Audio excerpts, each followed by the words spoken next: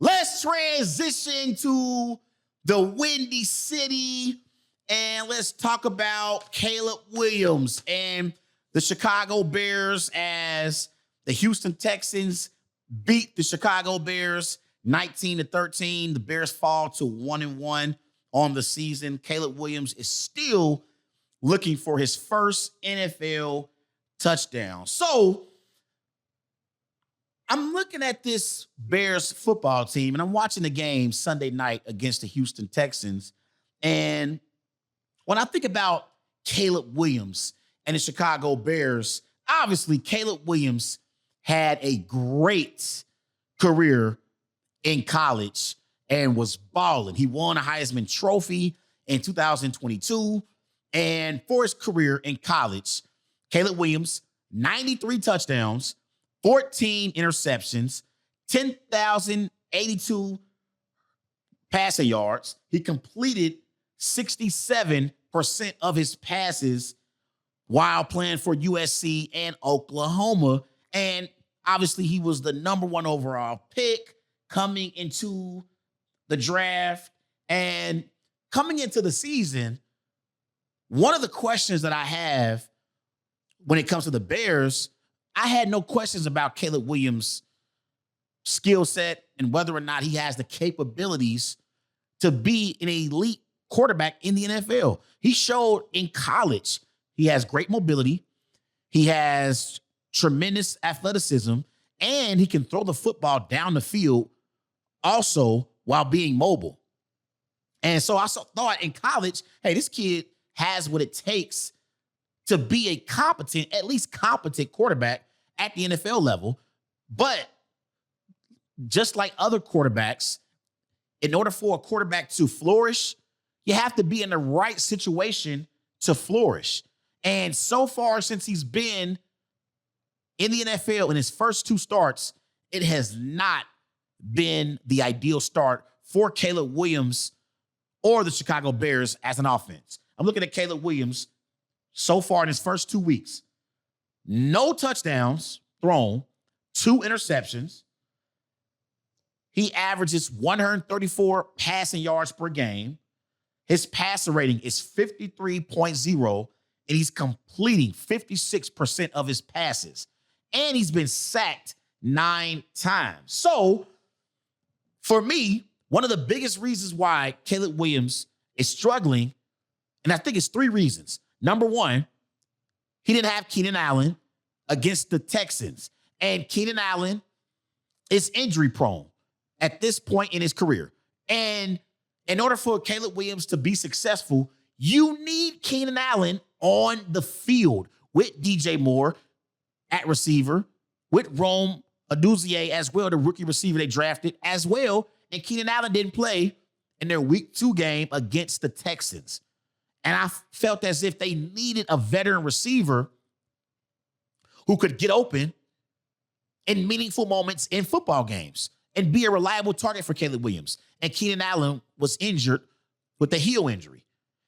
Also, this Bears offensive line, they've given up 9 sacks in 2 games. 9 sacks in 2 games. Center Coleman Shelton, left guard Tevin Jenkins, left tackle Braxton James, right guard Nate Davis, right tackle Darnell Wright. This is a bad offensive line. So they gave up, I believe, 7 sacks against the Texans in week 2. 7 sacks? Caleb Williams didn't have a chance. He didn't even have a chance to throw the football down the field because his offensive line did not protect him. So I say it all the time. No matter how great you are as a thrower of the football, if your offensive line doesn't protect you, you won't be good at the NFL level. And here's the thing for Caleb Williams.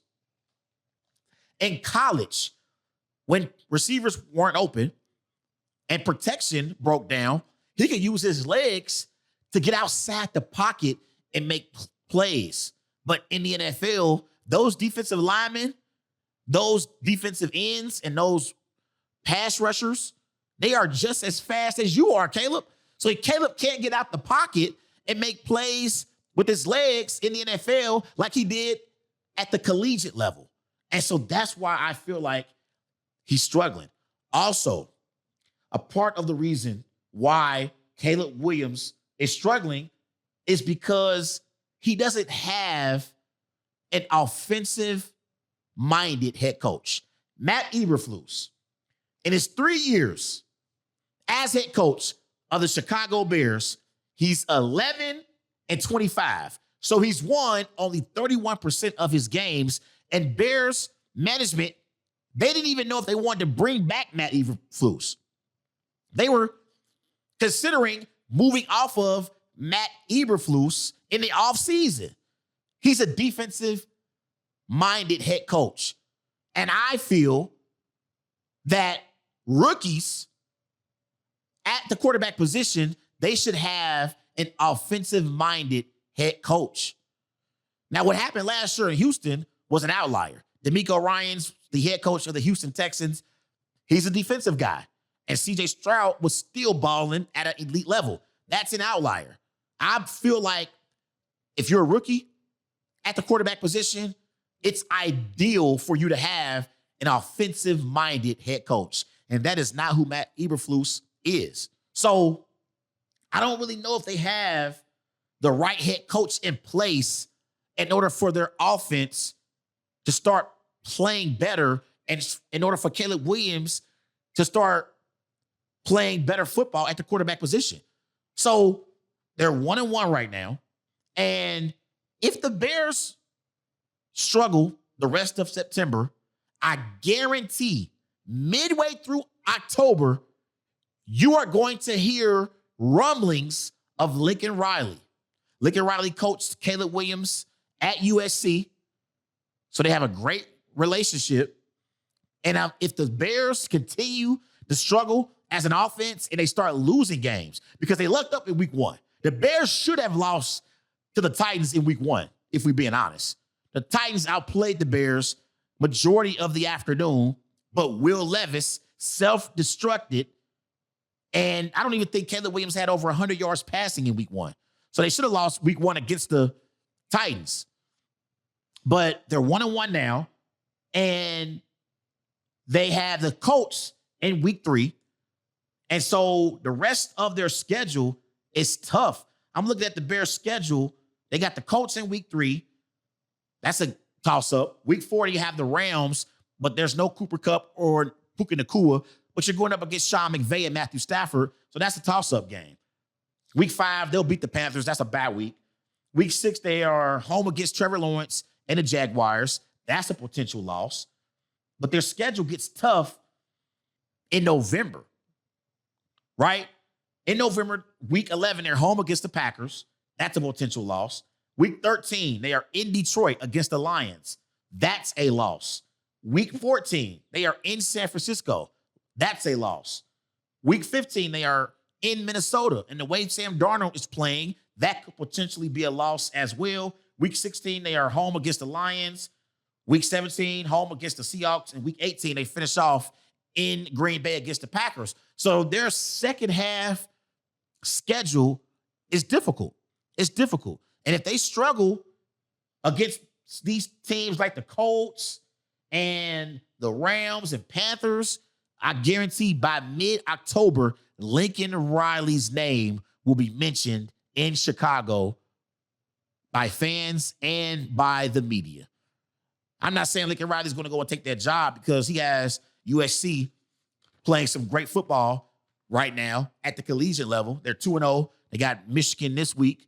So they're playing some great football, but I guarantee Lincoln Riley's name will be brought up. And so we have to see what this Bears team does offensively moving forward, because I like their defense. I really like the Bears defense, and I like their personnel on defense.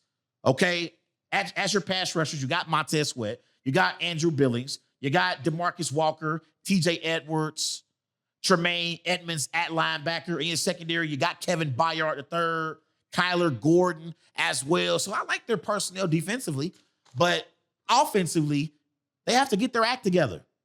And I saw DJ Moore, the wide receiver for the Bears, he was frustrated with Caleb Williams in that week 2 loss to the Texans.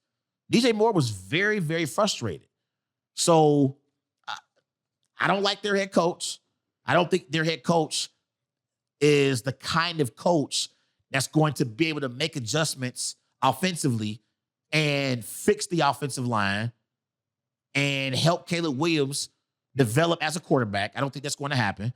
And Keenan Allen is injury prone. He doesn't play when he's supposed to play. We're going to see what happens with him moving forward. And again, their offensive line is bad. A bad offensive line. 9 sacks in 2 games is bad. It's bad. So we're going to see how Caleb Williams performs the rest of the season and how the Chicago Bears perform as a football team.